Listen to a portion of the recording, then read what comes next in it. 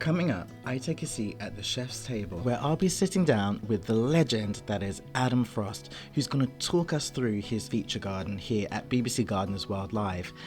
We'll then take a deep dive all around the show, picking up lots of small space gardening ideas for you guys. So let's get straight into it.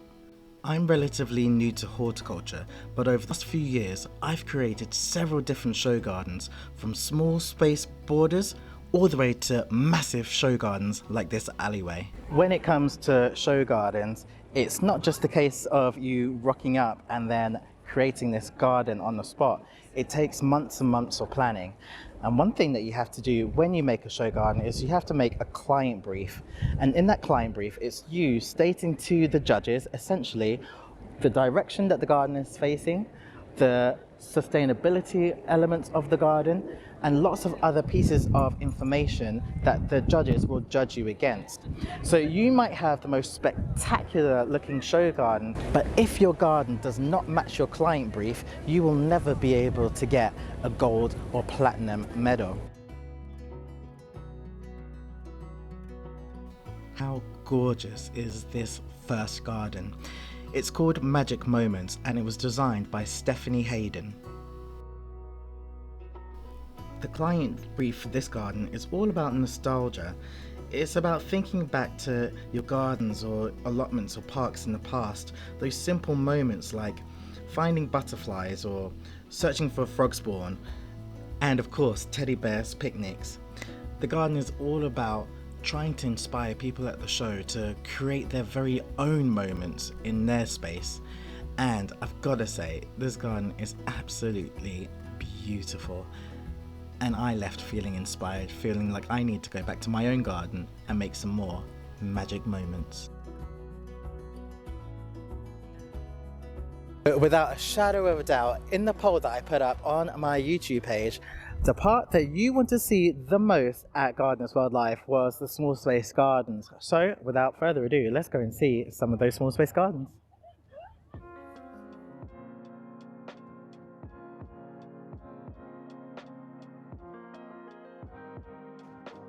Hi, I'm Sarah. I'm actually a forest school lead and a deputy manager of a children's nursery by day.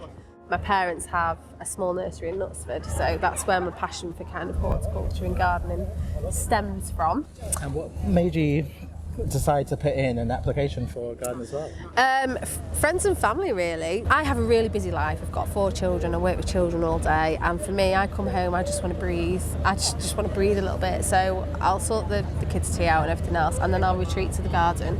I never put music on or anything like that. I know Paul, my husband, has got the music blaring, but for me, I want to hear the birds, I want to hear the bees, just be surrounded by it, really, because that to me is my sort of safe space. So talk me through the design here, because this is a really small space. What size is this border? It's 3 metres by 3 metres timber frame, but the actual planting space is 2.7 by 2.7. The golden question is, did you know that before you started? I did! Oh, come on! There we go! I did! Did that sway me from bringing so many plants? No, it didn't. Yes, so the one thing that I said when I saw this garden first time was, could you fit any more plants in here? Probably. I mean, probably. No, I don't think you probably could.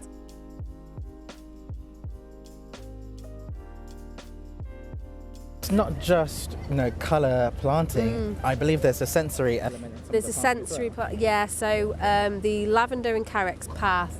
I knew straight away I wanted to use the Cotswold chippings in the hard landscaping because they're quite bright and stark, and I knew although I was having all these colours, it is a small space, and when you start to compact a small space, if you've not got something bright to lift it, then it can become quite it looks tight and small and compact. So that's why I wanted the kind of really bright stone, and I knew I wanted the lavender path because the idea was I wanted to be able to walk through the lavender path and bring the lavender with me to the bench so that I could sort of have that scent in the air.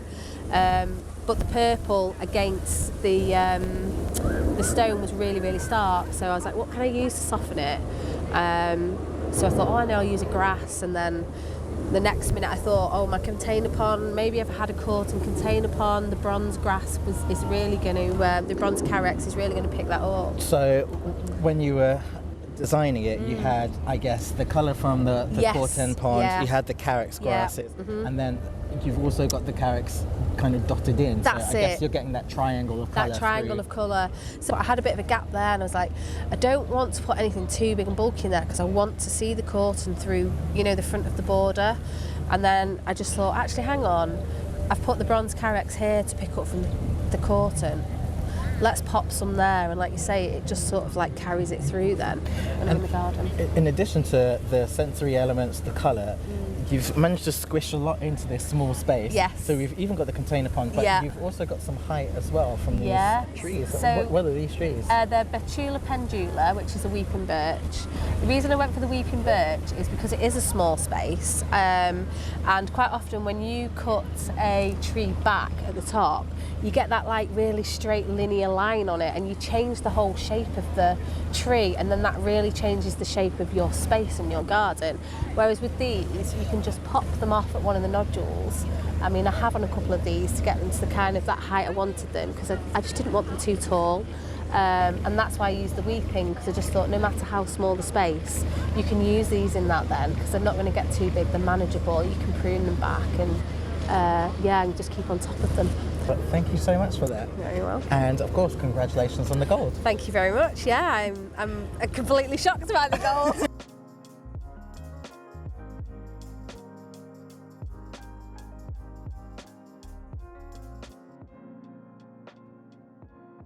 This year, the beautiful borders all have the same theme, which is share your space.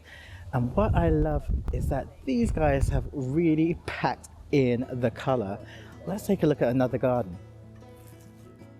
Leanne Wood designed a garden that's all about engaging children and connecting them to nature. I'm a primary school teacher by trade who has a love of gardening. So, tell us, what is your client brief for this garden? So the whole idea was sharing your space, and as soon as I heard that, it kind of evoked some memories for me. So I imagined a family and just wanted to show that you could do a lot within a small space, but also educate children as well as it feeling like your own haven as well. Not too many sort of plastic toys anywhere, or a space to learn in, really, is what I wanted. So looking at the planting is quite dense, but it's also super colourful. Yeah, there's a reason for that. So it's kind of an eclectic cottage border, and that's purposeful. It's quite densely planted because I wanted it to be a child's view of a packed border. When I was younger in my grandparents' garden, I remember sitting on a bench and it sort of being enveloped by flowers, and so it's kind of a packed border for a reason. And the colour palette is just one that I love. I love cut flowers and bringing them into home, and this is kind of just my ideal, really. So it's not just this really beautiful colour palette that you have in this garden, there's also a really beautiful bit of hard landscaping here. Can you tell us a little bit more about that? Yeah, so on the hard landscaping, I really wanted to use reclaimed materials. So there's brick edging from reclaimed bricks. There's an area on the sensory path made from log slices from a fallen tree from our garden. But the most important part for me was the cobbled path, which is reminiscent of a cobbled area in my grandparents' garden. Amazing. And then talk us about this tree, because if you want a statement, this is it. Yeah, so that's another feature.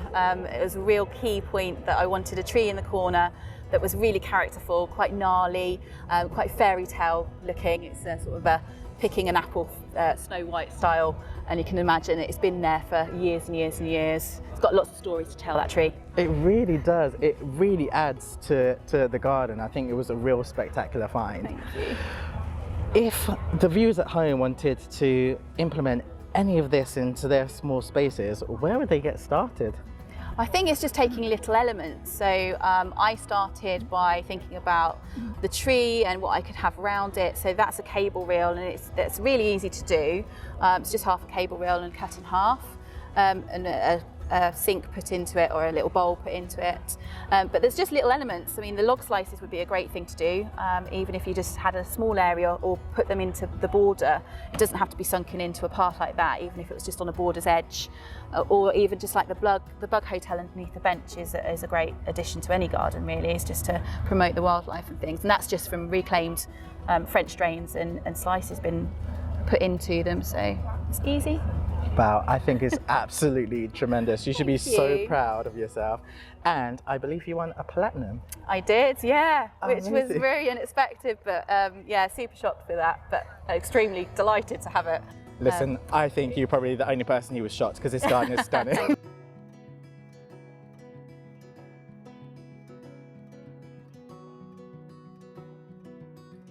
I've picked these gardens in particular because they are so densely packed, but it's not overwhelming and there is lots and lots of colour. So hopefully that will give you guys some ideas about what you could do with your small space.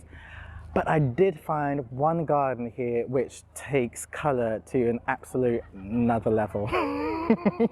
I cannot wait for you guys to see this one.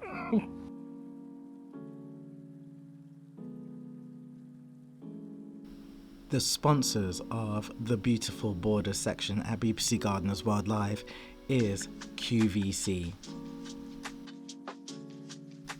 And the fabulous Kitti Kovacs has designed this garden called My Garden Escape. The garden is all about escaping to tranquility, but it's also about bold, vibrant colours. And just look at the furniture as well. This garden this garden is absolutely insane. Not only are there pops of colour everywhere, they've even included height with these 3 gigantic palms. The garden, you know what? I'm just going to let the garden do the talking for itself. Enjoy.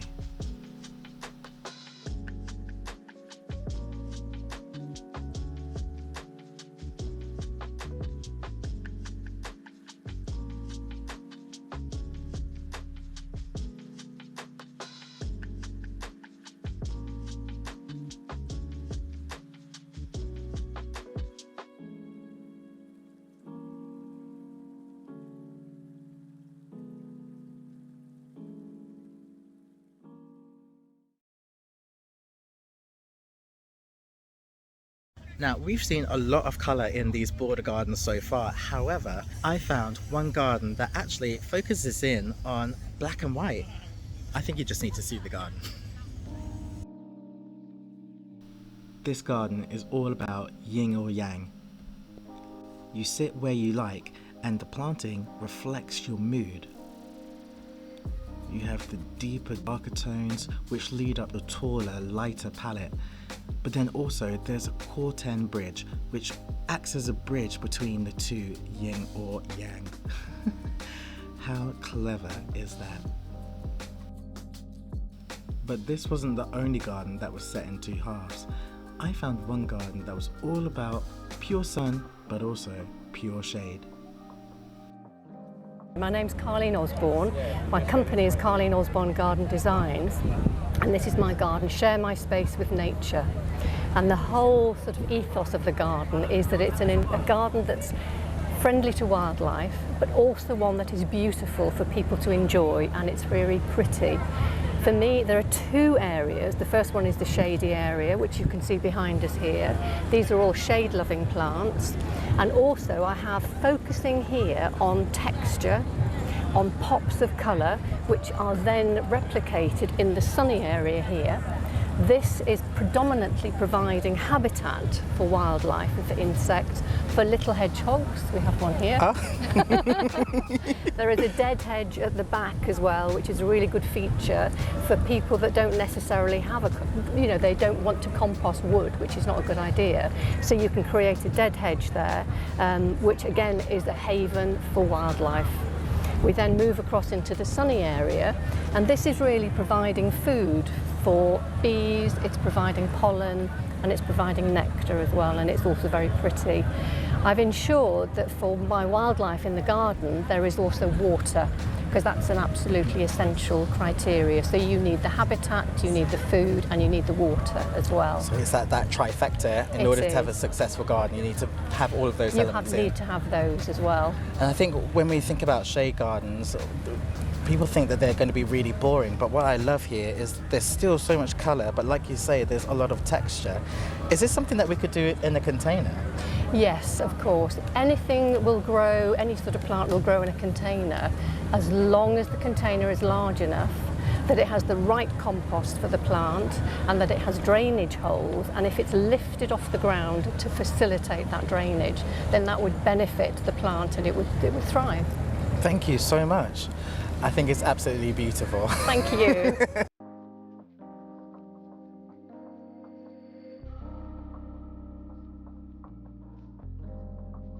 Now, one thing that we are not great at doing sometimes when it comes to small space gardens is thinking about all year round, seasonality.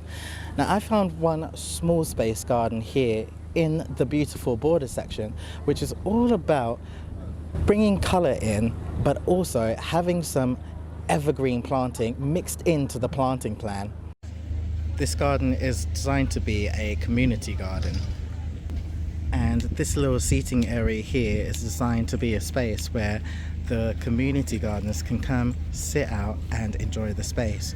But there's also a mixture of some shade-loving plants, but also some evergreen shrubs, so that this garden will have its form and structure for all 4 seasons.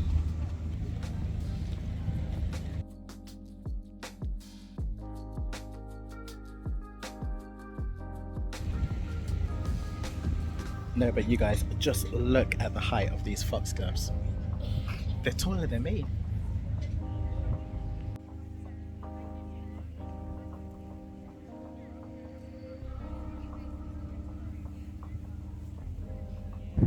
Now, a lot of the gardens that we've seen so far are super colourful, but I am really conscious that not everybody loves a whole cacophony of colour. So I found a couple of gardens with a little bit more of a muted colour palette, but that doesn't stop anything because these gardens are absolutely spectacular.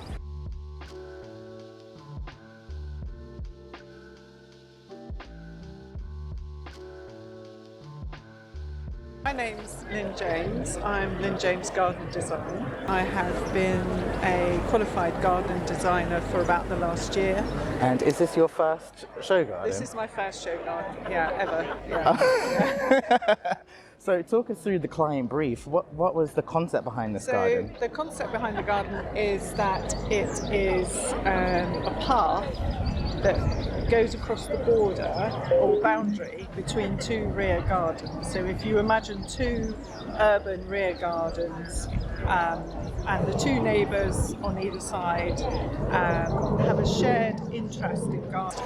And and sometimes they might have a cup of tea or a glass of wine or something like that. So it's just a way for them to Connect, to connect without going around the front door. I absolutely love that. Yeah. But what's really interesting to me with this garden is we've seen a lot of borders and they are a cacophony of colour, but this colour here it's a very similar colour palette. Everything is yellow, white.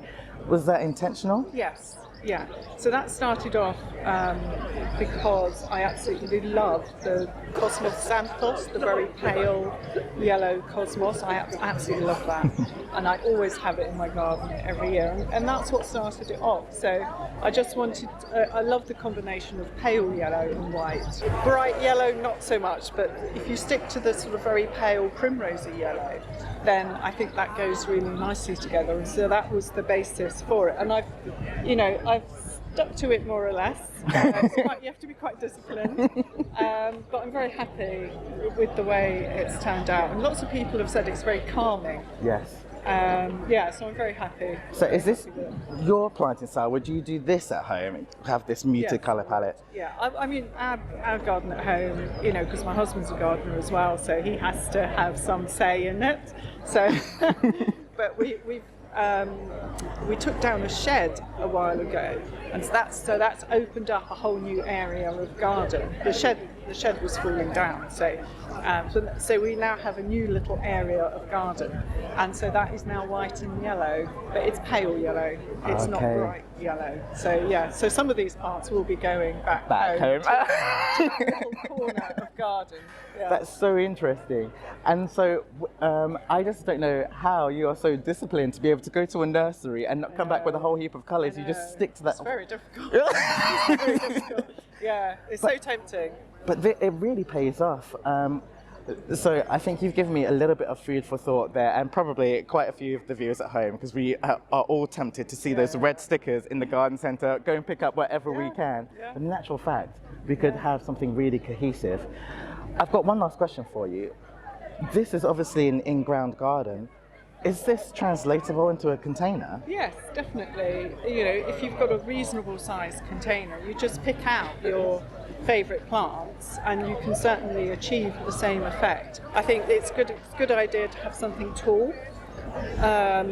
You know, maybe like a lupin or the sort of airy buttercup type plant, and then also something sort of mid-level, and then something spilling over the edge of the container as well. I think that would translate very well. Thank you so much. And well done on your first show garden. Thank you.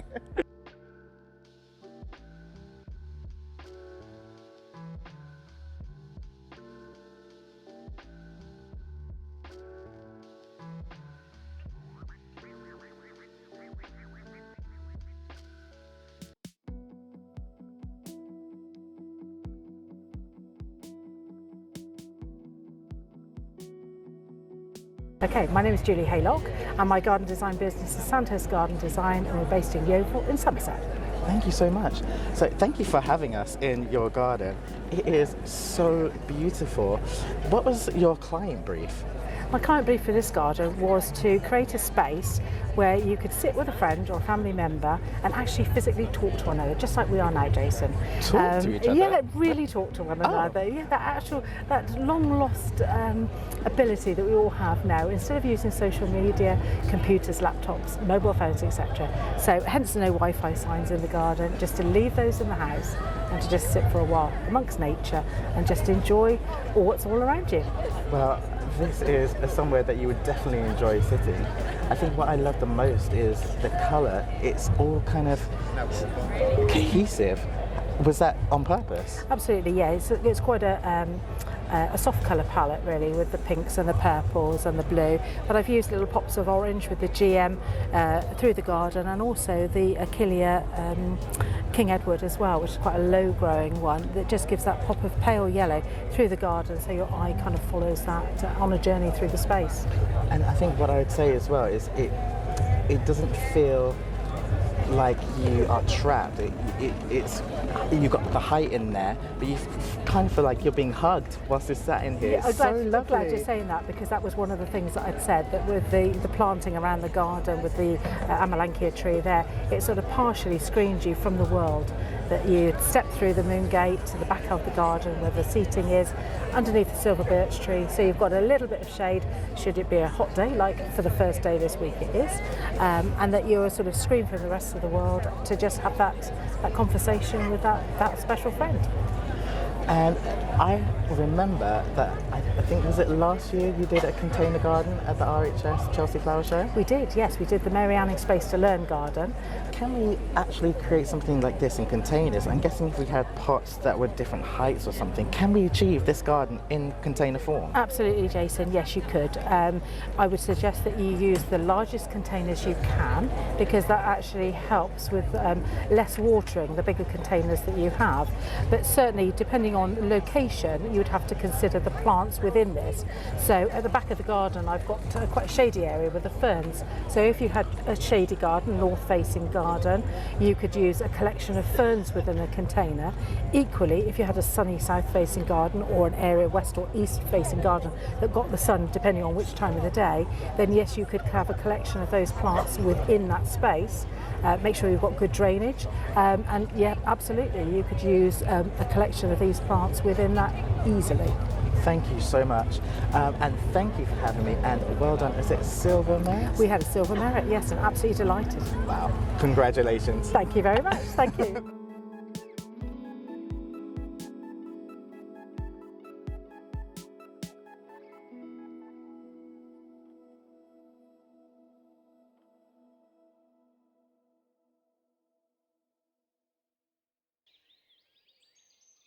Still to come, I'm going to be talking to Gardener's World presenter and garden designer Adam Frost.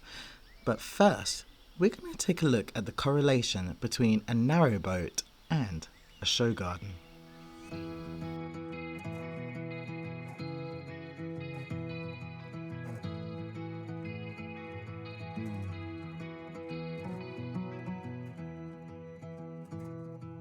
My name's Josh Fenton and I'm the designer of Lunatica.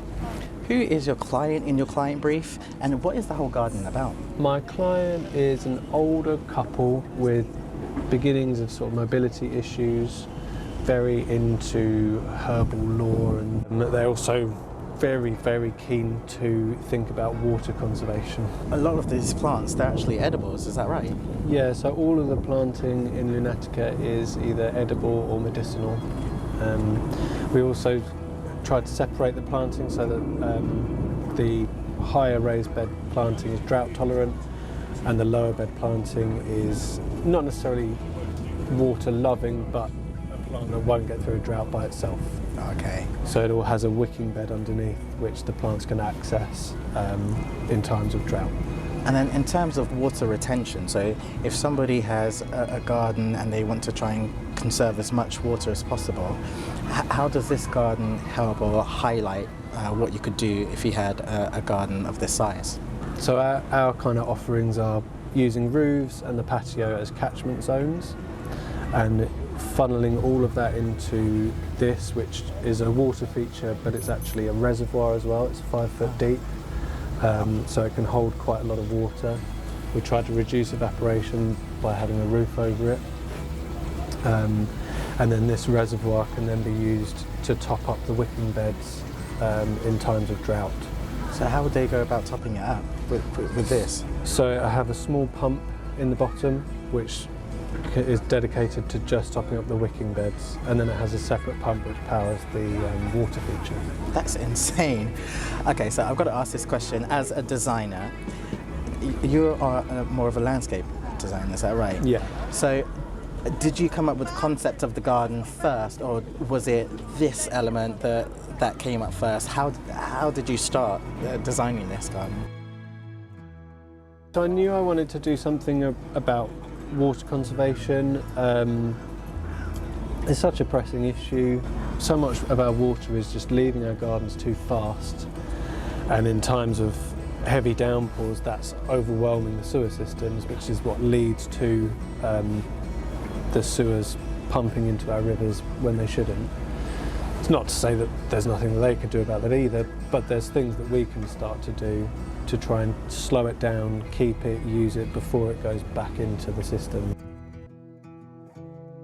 I've always wanted to do a circular waterfall, and so it kind of developed from there really. To me it seemed like quite a practical and obvious solution to to do this.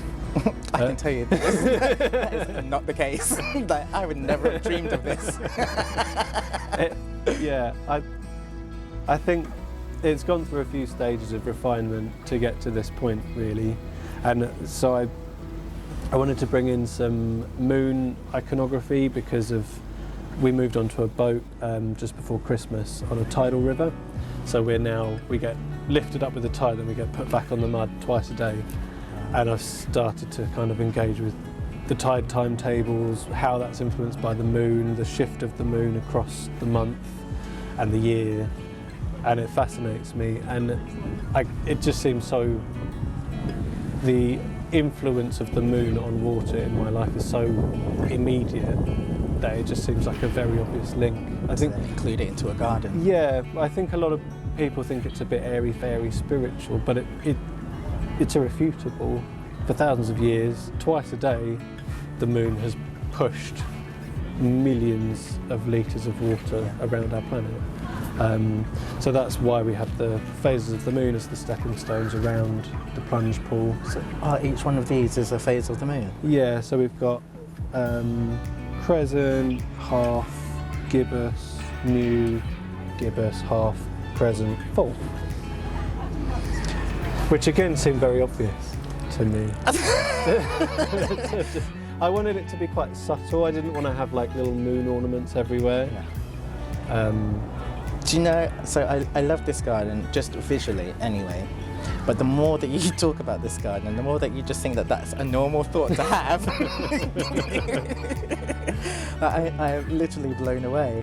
And then obviously you spoke before, we've got the green roofs, but it doesn't just stop there in terms of, you know, really useful things. You've also got a composting toilet, is that right? Yeah, so again, Did that come up?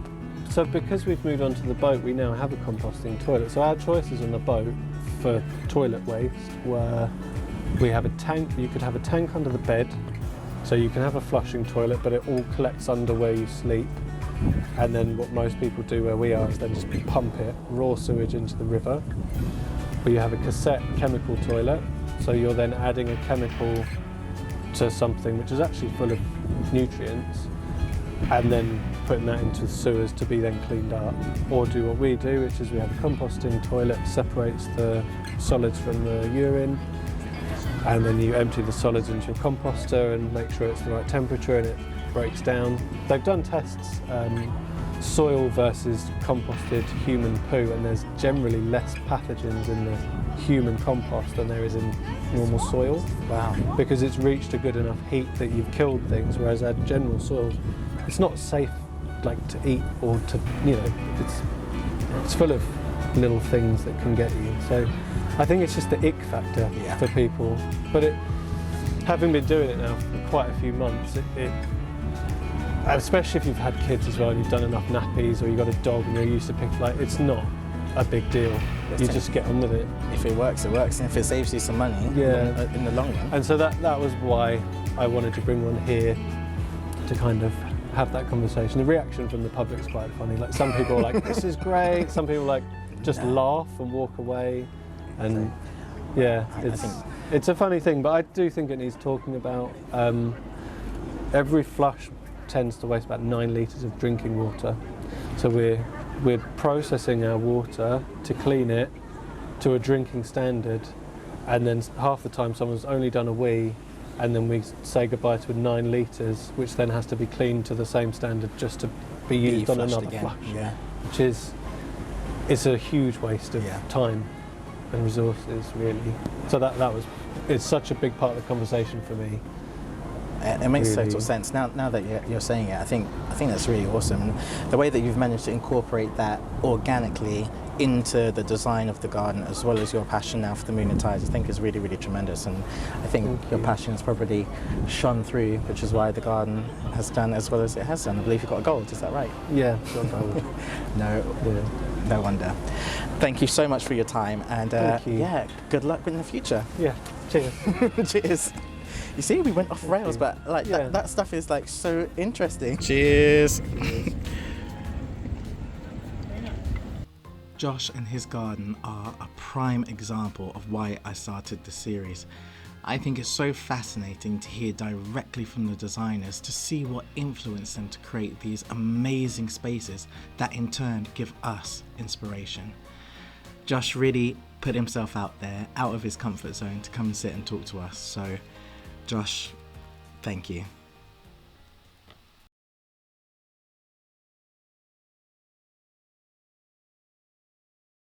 Look, I don't just come to these shows for fun, it's actually work too.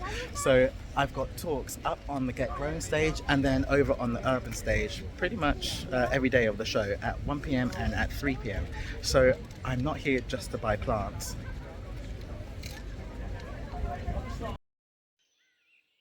On the Get Growing stage, I was talking all about how to grow in small spaces, and that happened to be a massive trend here at Gardeners World Live.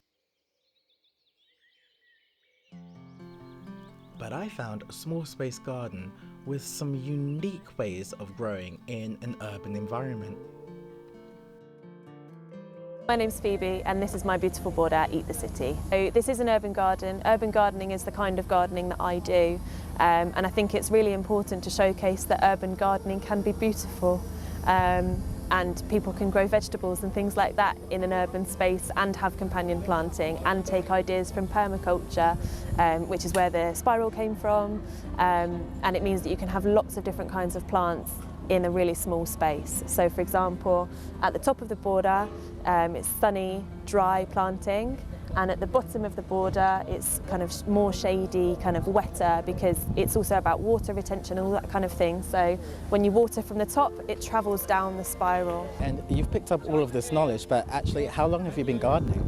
I'm a RAGS trainee, so I do a work and retrain as a gardener course. It's 14 hours a week for a year, which I do at Plant Manchester, so urban gardening, and I started that in November.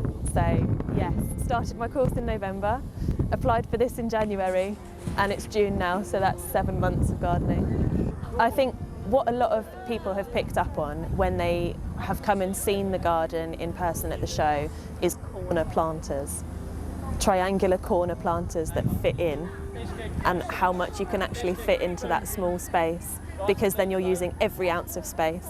And also in the spiral it's vertical growing, which is really good for small spaces. So I'm guessing with the corner planter, if for example somebody had a shady corner, what they could do is build one of these corner planters. And I built them for free. The wood is all reclaimed. So I knew that I wanted corner planters, and that was kind of the first part of the plan. And then I went, oh, how am I going to build them? And I was really lucky to have some contacts that work with this kind of wood quite a lot. So I said, have you got any leftover pieces from, you know, jobs that you've done? And they said, yes, lovely, here you go. And it's all cut to length as well. And I said, oh, fabulous, thank you very much. And then this wood actually, they'd been taken out of a pond, as they were big stakes, and we cut them down, they'd fallen over, and he said, why don't you use those? And I said, fabulous, thank you. Amazing, so you got that whole planter for free? Yeah, all 4 of them, apart from the screws. Thank you so much. I think you've done an amazing job, and I believe that you were awarded a silver medal. Silver medal, yeah. Amazing. Yeah, well, really congratulations. pleased. I think you've done a fantastic job. Thank you so much.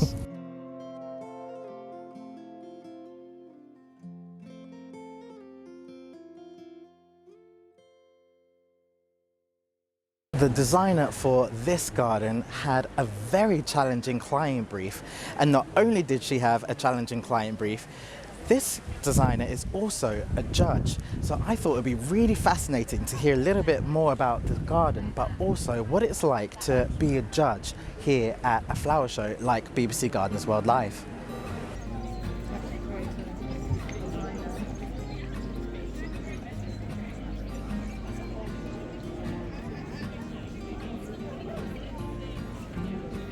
So I'm Pip Probert, and this is the Viewers Content Garden. It is beautiful. Now, my first question to each designer has always been, what's the client brief? But I believe that that's not quite the case for you here. Yeah, it's a bit strange, this one. So basically, we wanted to showcase some of the video clips that the viewers send in, because it's become a really popular thing since COVID. Everyone's been doing bits and pieces and filming themselves, and it gets shown on the programme, and it's so popular. So I was given 4, 2 of which were structures. One was a greenhouse made out of shower screens. The second was a lady who had an amazing kind of allotment and greenhouse and potting shed. So that was the inspiration for the structure in our garden, a combination of the 2. But then we also had 2 viewers that made things. So we had hedgehog ladders, which are tucked away in the back, and we also had fluff hangers, which have been really popular, and they're hanging from the trees. Wow. Oh yeah. They're all full of sheep's wool. It's really nice. That is awesome. And so then you've then created this, and talk us through like the planting plan here. So I just wanted it to be a real mixture and no set colour scheme, because this garden is meant to be the garden that Jack built, the everyday garden that's just developing as we go along. And so it's based on plants that you might just go out and say, oh, do you know what, I really like that. Doesn't match anything I've got, but I really like it. And so therefore we've got bright blues and yellows and oranges and reds, and everything just kind of is slotted in next to each other. It's a big, bold kind of border, and then there's lots of things, to be honest. But I think the main idea was that there was no just one plant type either. So we've got kind of alpines, perennials, we've got climbers, a couple of shrubs dotted around, we've got herbs, veg, lots of bedding, because that's something that, again, people just can't resist, can they, with the colours. And we've even got air plants hanging in the greenhouse. And do you know, I remember seeing your garden at Tatton last year. This is very far removed from your normal style. So was that really challenging for you to actually break your mould and have a bit of chaos gardening? Yeah, it was, because I designed it in the same way, and when you're designing it, you know what you can do, but I didn't know exactly what I was going to find, because the other side to the brief was that everything had to be recycled. So it's different when you've got a big pile of stuff and you think, oh, I could make that from this and I could do shelves from that. But actually, when you're designing something and then you've got to find the stuff, that's very different. Very, very different. So although the features are all here, they're not necessarily exactly what we thought they were going to be. But it just grew arms and legs, and the more time I spent in the skip, the more people got to see me, and they started to bring the rubbish to me, which was that was when we had the turning point. That is awesome. Now, we were speaking about the client brief earlier, but actually, I understand that you do judging as well. Yeah, I do a little bit of judging for some of the other Gardeners World shows, obviously not this one. And how was that transition between being a designer to then moving to a judge? Could you see things from both angles, or do you have to strictly stick to your judging criteria? Yeah, I think you do see things differently. But what I actually notice is I'm quite harsh. And do you know what? I can't believe that, because normally I wouldn't be like that. But sometimes I've said, oh, but don't you think? And other people just look at me and go, so strict. I was like, oh, I didn't want to be that person. I'm toning it down. Well, you have to give us the tea. So what happens when you are judging a garden and there's a difference of opinion? How do you resolve that issue between the judges? A lot of talking it through, really, and also there's normally quite a mix of people on the panel. So some might be designers, some might be growers, some might specialise in construction. And I think that combination of people with loads of different experiences, you kind of, when somebody makes their point, you understand a little bit more. So if it is something to do with the hard landscaping, then if that person takes charge and explains why, then generally you understand where they're coming from. And a lot of the time you can look at the gardens and you get a gist for what they are, and everyone's here for a different reason. So even if the person themselves doesn't fully understand why they got what they got, hopefully once the judges come round and they give you that bit of feedback, you can start to soak it all up and understand why. I think Pip had probably the toughest job at the show. She didn't have any control over her client brief, but she still managed to come out with a Platinum Award. Well done, Pip. Let's go and take a look at the feature garden here at Gardeners World Live, and if we're lucky we might bump into the designer who could potentially give us some tips and tricks for our very own spaces.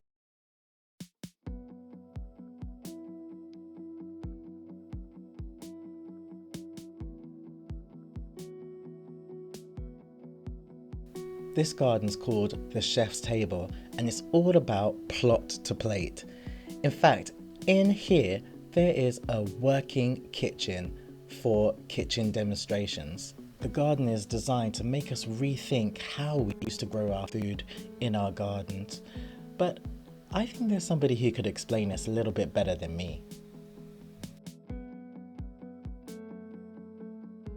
Adam, thank you so much for taking the time to come and sit with me. It's an absolute pleasure, mate. We tried to do it earlier on, didn't we? And then I wished off somewhere else. Yeah. Look, we got there. That's all that matters. This is not Adam's first time at the rodeo. In fact, he's done show gardens before, although it has been a while since his last one. My last Chelsea garden was 2015, but I met you, a few weeks ago? At Chelsea. At the Chelsea Flower Show, yeah. So I haven't done one. I've got 4 kids, so they were all quite young. And Mrs. Frost was getting slightly cheesed off with me being away for long periods of time. So I stopped doing them. But we've come back this year, and Gardener's World life for me has been, it's where I first cut my teeth doing show gardens. So they asked me to come back, and it just seemed a lovely opportunity, really. So I've just done like a little section explaining to the viewers how show gardens work in terms of client brief and that kind of thing. So for this garden, what was your client brief? Who was your client? What's nice about this wasn't judged. So the client, so what I do in my head is I make the person up before I design it. So this one was, it was a chef, male or female, didn't matter, but they'd bought themselves a house. And then at the end of the garden one Sunday they went down there. This is how my warped little head works, all right? So just sit with me. They went down, they started clearing it, and they found 5 little apple trees, old apple trees. And then they carried on over the next few weekends, and they found the sound of water, and they realised that it was bubbling up, and they made a stream. And then they brought the family down because they were quite pleased about the work that they did and started clearing it. I thought, oh, actually, a bit like now, the sun's nice. Maybe we could build somewhere that we could come down and cook, you know? And then the chef decides that they've built the building, I might have better grow something to eat, you know? And first of all, what they do is they start planting veggies in straight lines because that's what they learned from their grandparents. And then the chef gets a little bit more confident and starts going, why am I growing vegetables in straight lines? I don't need to. So he starts interplanting with the herbs and the herbaceous, and the runner beans are coming up here and something's coming up here, and you realising that actually they're just all plants. Just chuck them in together. I think that's like one of the most striking parts about this garden is that we don't see the formulaic lines. You've intercropped everything. Yeah, I mean, and then that's it. Why do we plant vegetables in straight lines? Because we followed agriculture, you know, and when we're gardening, we don't need to work at that speed. We don't need big machinery to tidy through. And I've been doing it for quite a lot of years at home. And what you find straight away, if you interplant your veggies, your herbaceous, your herbs and whatever, you don't lose so much water.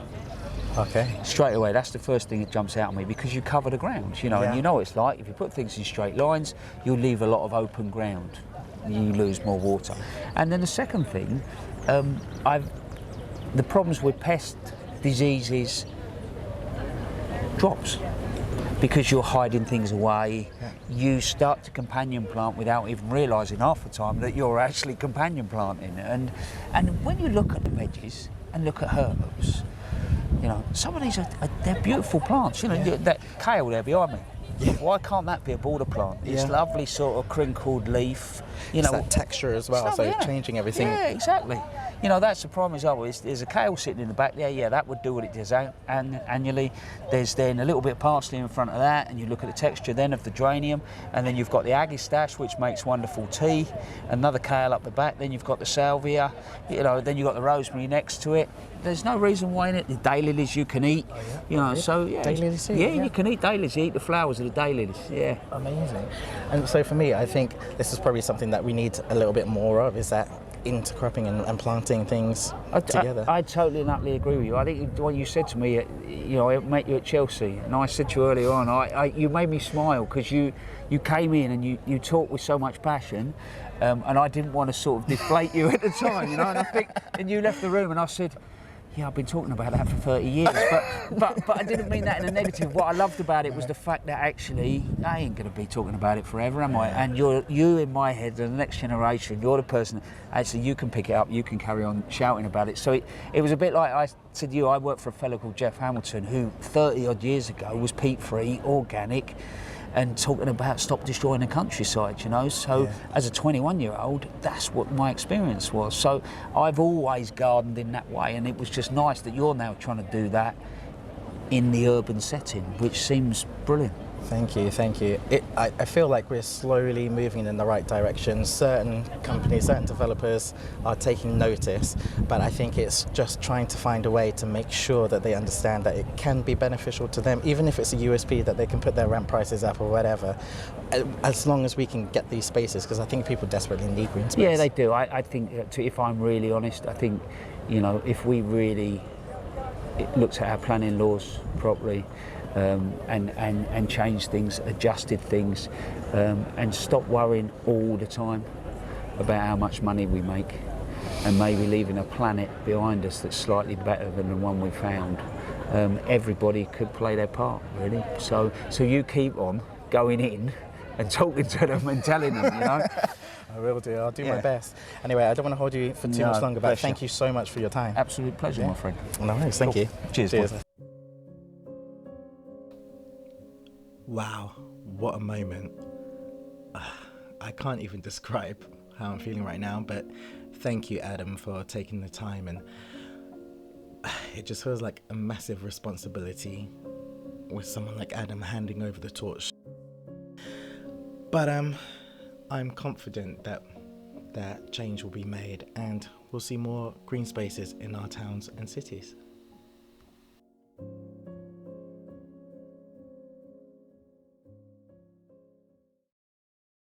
It is 4 p.m. and the sell-off has begun, and if you don't know, 4 p.m. on the last day of every flower show is when all the prices come down, or some of the exhibitors will sell off some of their plants from their exhibit so that they can earn a little bit of cash back but also take less home. I just want to say a special thank you to Mr. Frost, who agreed to do an interview with me. He actually didn't have to do that at all.